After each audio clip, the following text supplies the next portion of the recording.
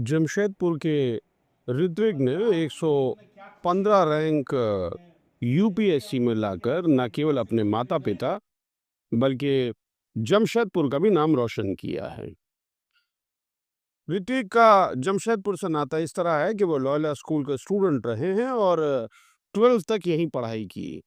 उनके पिता forest department में काम किया करते थे, लेकिन रिटायरमेंट से 9 साल पहले ही उन्होंने वीआरएस लेकर अपनी पत्नी के साथ स्पर्धा प्रकाशन जो उनकी कंपनी है उसमें डायरेक्टर के तौर पर ज्वाइन कर लिया और उसी को चलाने और देखरेख करने लगे।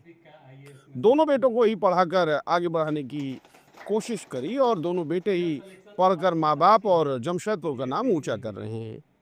ऋत्विक का 2022 में भी यूपीएससी में सिलेक्शन हो गया था और आईपीएस अफसर के तौर पर वो बाकायदा ट्रेनिंग ले रहे थे, लेकिन उसके बाद भी तैयारी जारी रखी और फिर अब इस साल के अटेम्प्ट में उन्होंने 115 रैंक लाकर यूपीएससी में बेहतरीन प्रदर्शन किया है और अब वो एक आईएएस अफसर बन गए हैं।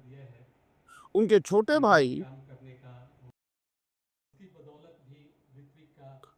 वीरान ने भी बहुत मेहनत करी और यूपीएससी का एनडीए एग्ज़ाम जो होता है उसमें 29th रैंक लाकर इस वक्त वो फौज में कैप्टन है, कमीशन्ड ऑफिसर के तौर पर अंबाला में पोस्टेड हैं।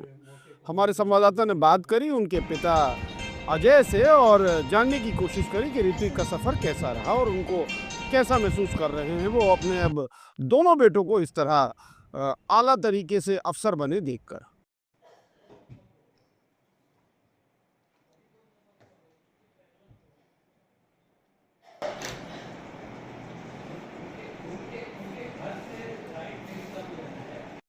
मेरा नाम अजय भागरके है और मैं फॉरेस्ट डिपार्टमेंट में वन क्षेत्र पदाधिकारी था। और अब मुझे बताते हुए खुशी हो रही है कि मैं भी अपने बैच का बीपीएससी का टॉपर था। अगर डायरेक्ट कहा जाए तो मैं और मेरी पत्नी के अलावा 2 बेटे हैं, जिसमें से एक ऋत्विक जिसका यूपीएससी में इस बार सिलेक्शन हुआ और उसने ऑल इंडिया 115वां रैंक पाया।